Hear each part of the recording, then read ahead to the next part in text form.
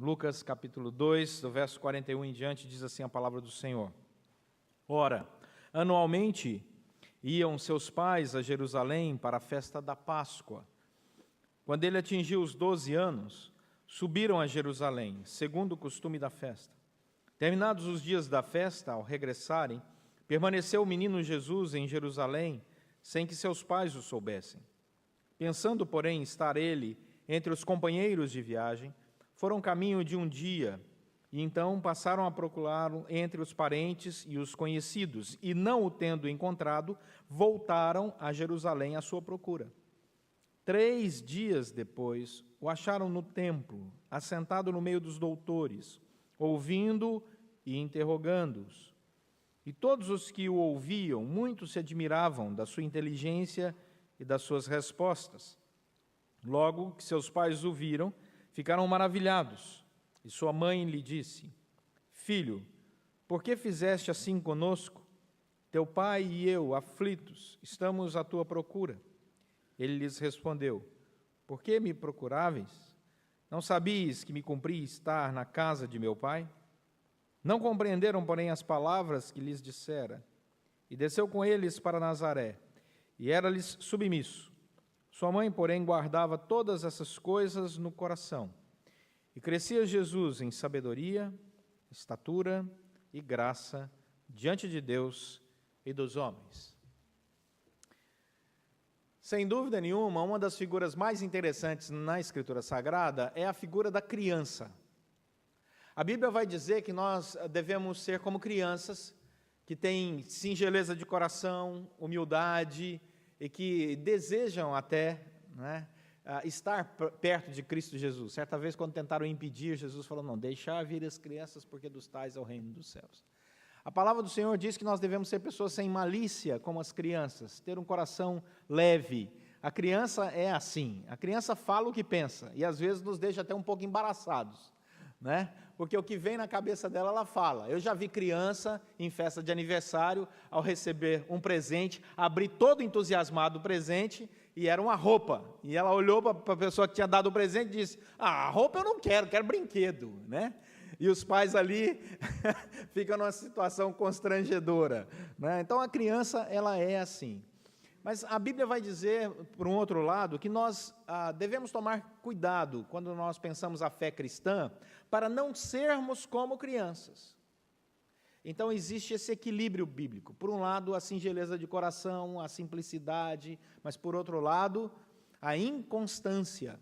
Por exemplo, Efésios capítulo 4, verso 14, a palavra de Deus vai dizer que nós não devemos ser como as crianças. Olha só o texto, Efésios 4, 14, quando diz: para que não sejais como meninos, agitados de um lado para outro e levados ao redor por todo vento de doutrina, pela artimanha dos homens, pela astúcia com que induzem ao erro. Então, uma das características das crianças é a instabilidade, principalmente quando se fala sobre conceitos. Uma criança pode ser conduzida a um conceito totalmente equivocado, por alguém que tem artimanha em seu coração ou por uma pessoa que simplesmente desconhece os princípios bíblicos. Então a Bíblia diz: não seja como uma criança. Por outro lado, em Isaías capítulo 9, o texto vai nos dizer, o profeta Isaías, que existe uma criança e que existe uma profecia acerca dessa criança. O capítulo 9 de Isaías, os versos 6 e 7, diz: porque um menino nos nasceu, um filho se nos deu. Agora olha o poder desse menino: o governo está sobre os seus ombros. Não é um menino qualquer, é um menino que tem um poder. E o seu nome será, e aí começa a designar esse menino como nenhum outro: maravilhoso conselheiro. Alguém poderia pegar um conselho maravilhoso de uma criança?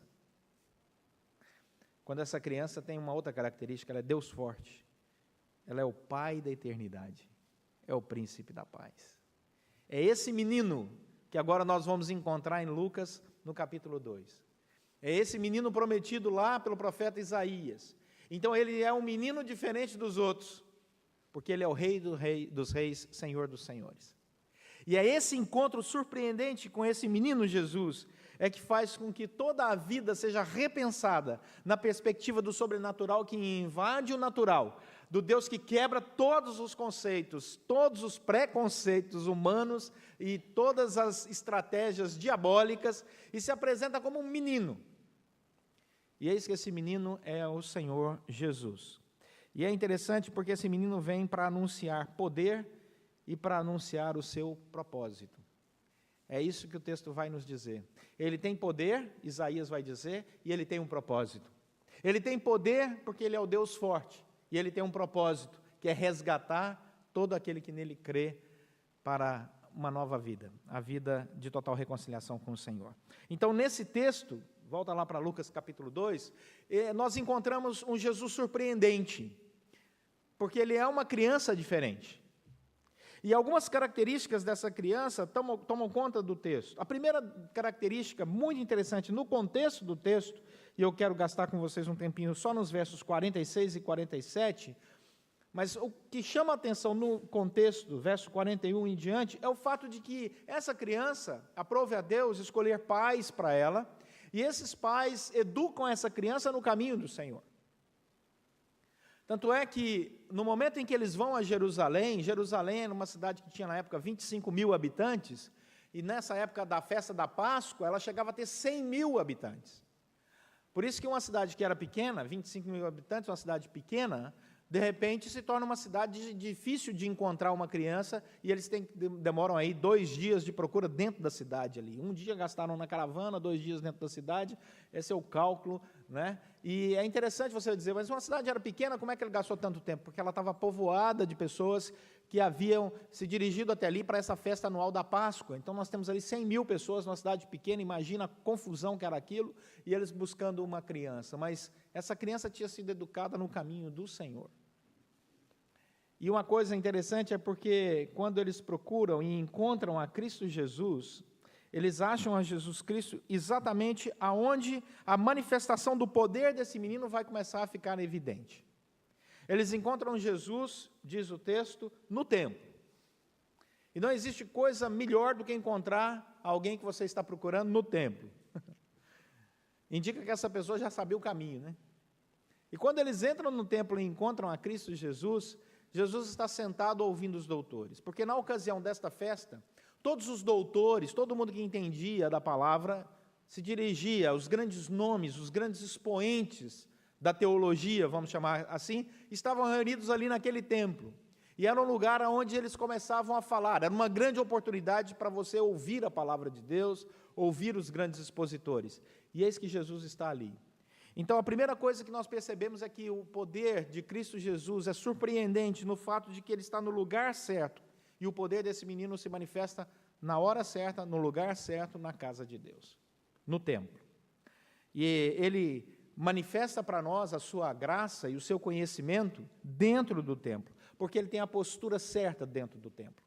É um menino que sabe se portar dentro do templo. Diz o texto no verso 46 que ele está ali entre os doutores, mas ele não está correndo de lá para cá, ele está assentado. É um menino de 12 anos, bem instruído. E ele sabe que quando alguém fala a palavra de Deus, é necessário prestar atenção no que está sendo dito.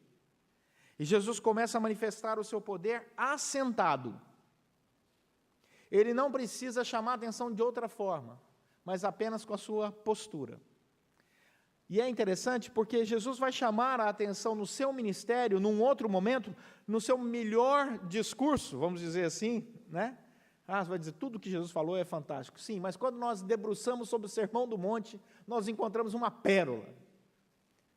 E ele começa o Sermão do Monte, lá em Mateus capítulo 5, se você ler Mateus 5:1, vai dizer que Jesus estava assentado. Porque era assim que um rabino ensinava, assim que um mestre ensinava. Então, Jesus tem uma postura, como criança, no meio dos doutores, de alguém que não precisa chamar a atenção de outra forma, senão seguindo os padrões da época de aprendizado da palavra. E aí ele começa a manifestar o seu poder, o seu conhecimento. Olha o que diz o verso 46. Diz que é nesse ambiente intelectual, ele está reunido no meio dos doutores. E é no meio dos doutores que ele manifesta o seu conhecimento. É no meio dos doutores que ele começa a ter as atitudes corretas. É no meio dos doutores que ele sabe ouvir primeiro e interrogar depois. E é no meio dos doutores que, ao ser interrogado, ele sabe dar as respostas certas. Que menino é esse? É um menino que chama atenção, ele surpreende. Ele surpreende até os seus pais quando chegam e encontram esse ambiente e também escutam as suas respostas. Porque não se engane, quando os pais chegaram e viram Jesus sentado ali, participando daquela roda de pensadores, dando as respostas corretas, fazendo perguntas que revelavam a sua total inteligência e domínio sobre o assunto, os pais com certeza pararam para ouvir, prestar atenção no que estava sendo dito.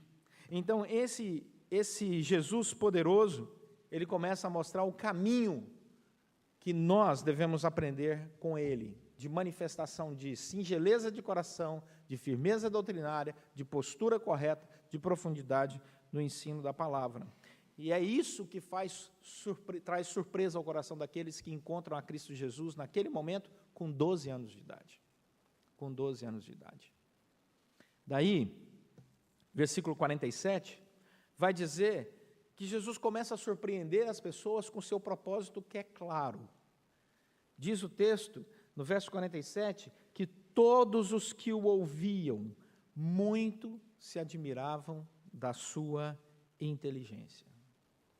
Quando nós olhamos o propósito de Cristo Jesus nessa terra, ele não vem apenas para ser aquele ser encarnado de poder, mas ele vem para comunicar poder, ele vem para manifestar poder, ele vem para surpreender as pessoas com seu poder, ele vem para dizer que o poder de Deus pode ser acessado pela obra do Espírito Santo, em plena comunhão com o Senhor, pela graça de Deus.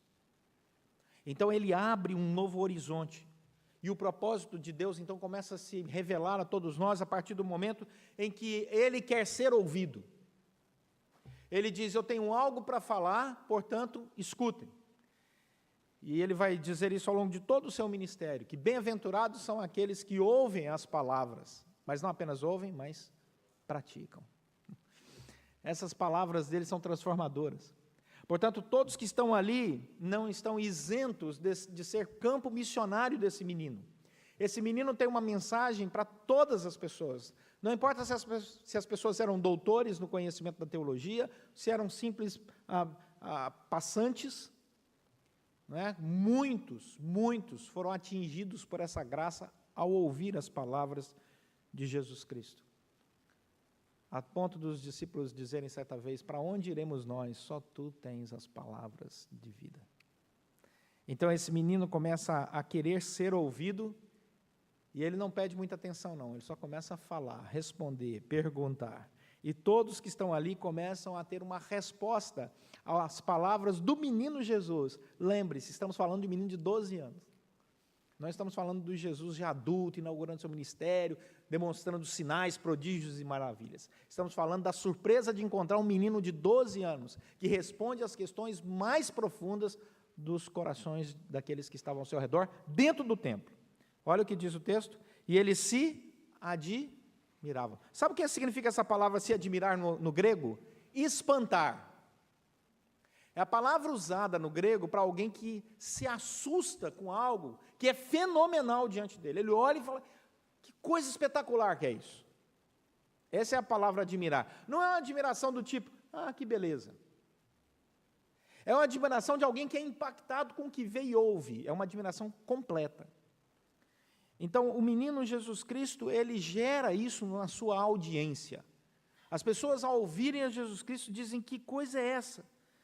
E esse é o objetivo de Jesus Cristo ao expor o Evangelho, gerar em todos os ouvintes uma resposta ao Evangelho. O Evangelho do Senhor, ele deve causar nos nossos corações esse santo espanto, mesmo que saia da boca de uma criança de 12 anos de idade.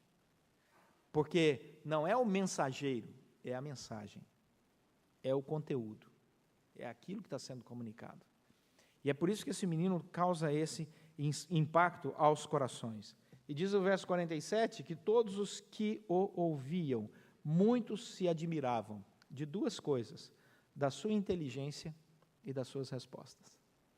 Quando você vai para Mateus capítulo 8, nesse sermão maravilhoso de Cristo Jesus, você chega a Mateus capítulo 8, e você encontra uma série de curas no capítulo 8 de Mateus. Tem a cura de um leproso, a cura de um centurião, a cura da sogra de Pedro, depois, não bastando isso, verso 16 e 17, muitas outras curas. Só que isso tudo vem logo depois do Sermão do Monte. E ao terminar o Sermão do Monte, as palavras de Jesus causaram esta mesma admiração dele, menino, lá em Lucas, com 12 anos no templo. Olha o que diz o verso 28 e 29 de Mateus capítulo 7. Quando Jesus acabou de proferir essas palavras, estavam as multidões maravilhadas. Elas haviam ouvido algo que trazia espanto ao coração delas.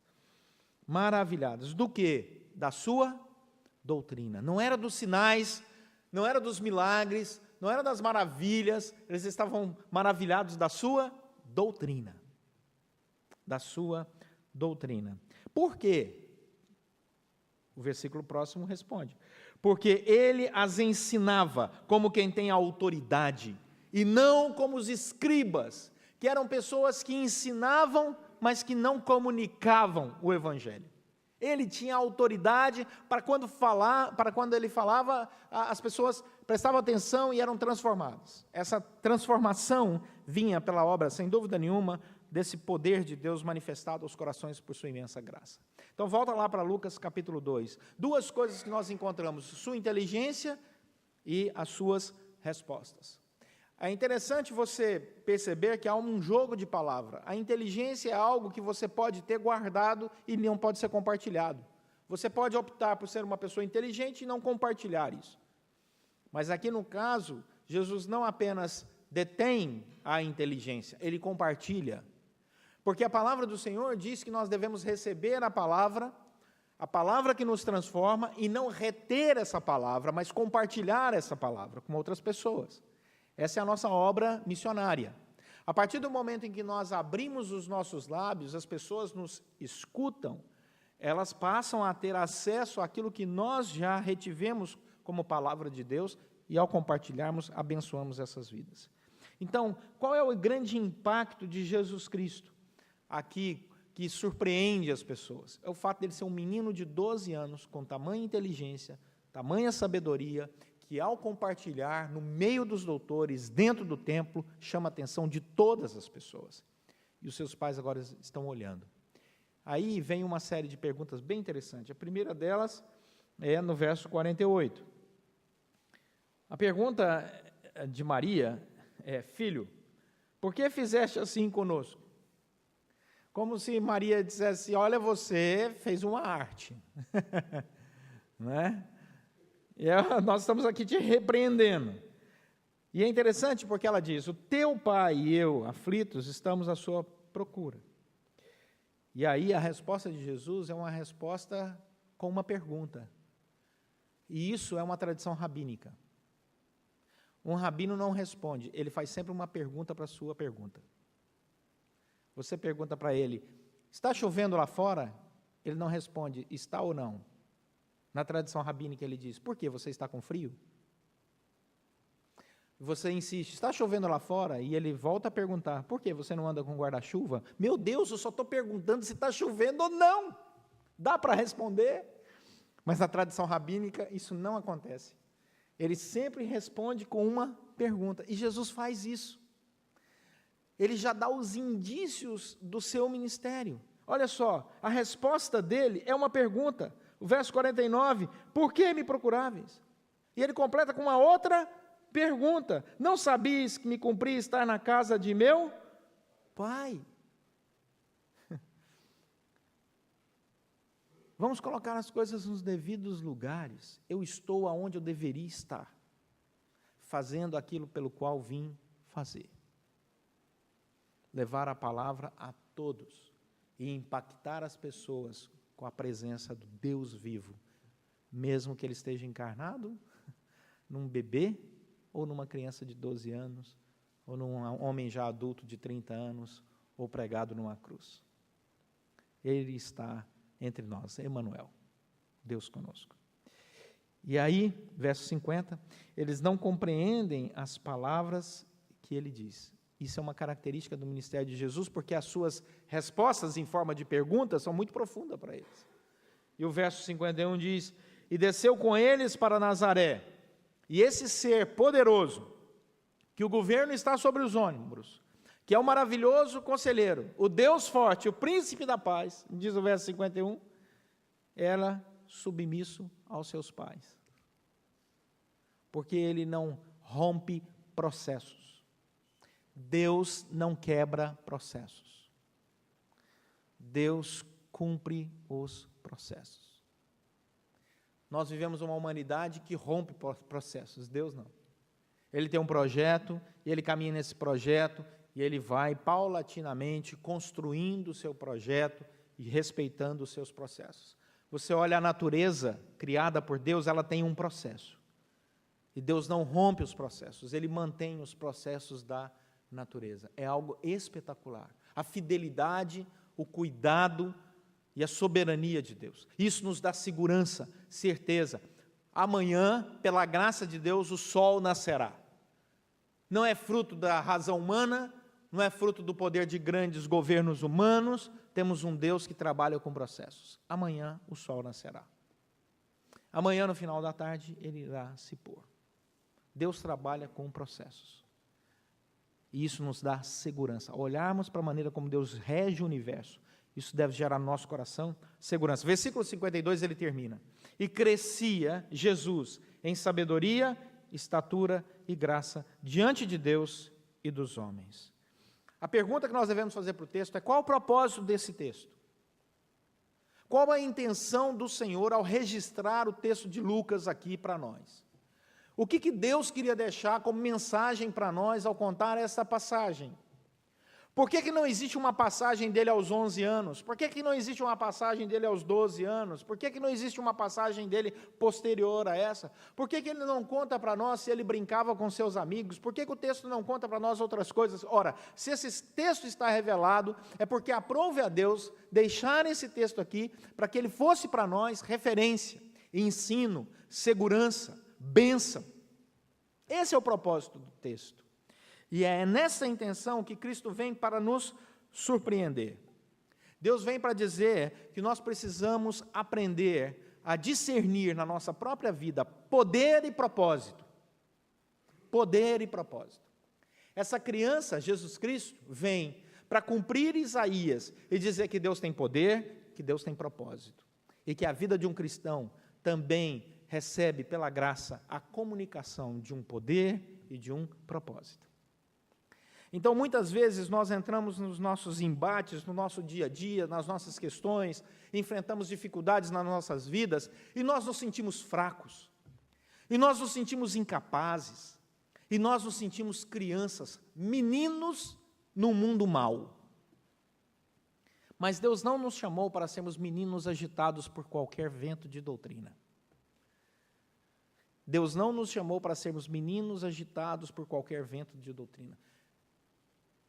Deus nos chamou para sermos meninos no seu templo, que conhecem a sua palavra, que têm a liberdade de fazer perguntas, de ouvir o ensino e de dar as respostas segundo a graça de Deus e para a glória de Deus. Muitas vezes nós nos sentimos crianças impotentes, meninos, diante das tempestades, diante das aflições desse mundo. Mas Deus continua usando meninos, que têm simplicidade e singeleza de coração, mas que quando veem Jesus, correm para o seu colo. E são acolhidos por Ele.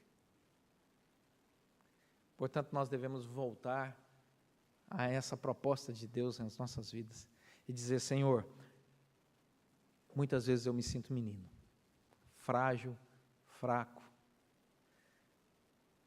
mas Senhor, eu quero te agradecer, porque é no templo, é na casa do Pai, que eu recebo da Tua palavra, é na casa do Pai onde eu percebo o meu propósito, é na casa do Pai onde eu me sinto acolhido, e é na casa do Pai onde eu bebo da fonte de toda a vida em inteligência e virtude.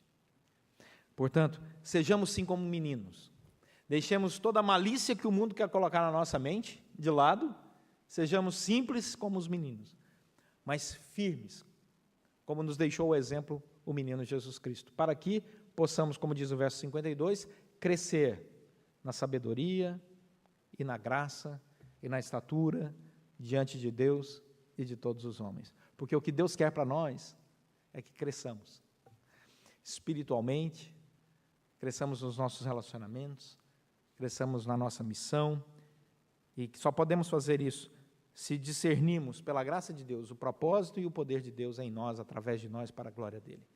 Assim como o menino Jesus impactou o mundo, somos chamados também para impactar. Ele como Senhor e Salvador, nós como seus discípulos. Nós como seus discípulos. E ele falou que se nós obedecêssemos a sua palavra, nós iríamos ser grandemente usados por ele, por Deus, para a glória dele, e faríamos uma obra em quantidade, não em qualidade, numericamente muito maior, porque ele nos chamou para ir por todo o mundo e levar o evangelho a toda criatura. Portanto, louve a Deus, porque ele te deu poder e propósito. Louve a Deus, porque se você se sente menino, ele te acolhe. Louve a Deus, porque aqui, templo, é lugar de adoração e ensino, e ele te trouxe para cá. Amém? Vamos orar.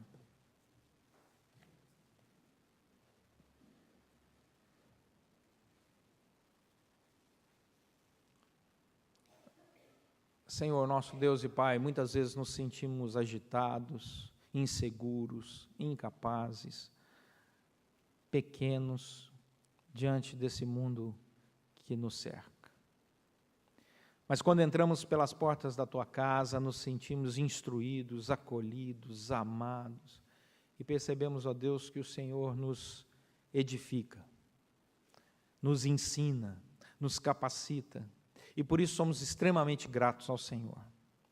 E assim, ó Deus, como o menino Jesus, que aprendia na Tua casa, mas que também dizia palavras de sabedoria, nós queremos experimentar, Senhor, esse privilégio, não para nossa própria honra e glória, não para sermos, ó Deus, messias, porque isso, ó Deus, não nos cabe, é do Senhor, de autoridade exclusiva do Senhor, mas para sermos servos, discípulos, para sermos, ó Deus, íntimos do Senhor, como aquele, ó Deus, que se dirige ao Senhor e recebe do Senhor misericórdia e graça, para sair ao mundo fortalecido com poder e com propósito, para cumprir a missão que glorifica o Teu nome.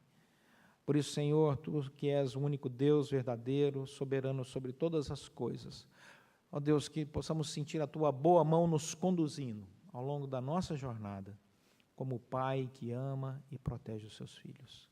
Oramos agradecidos em nome de Jesus Cristo. Amém.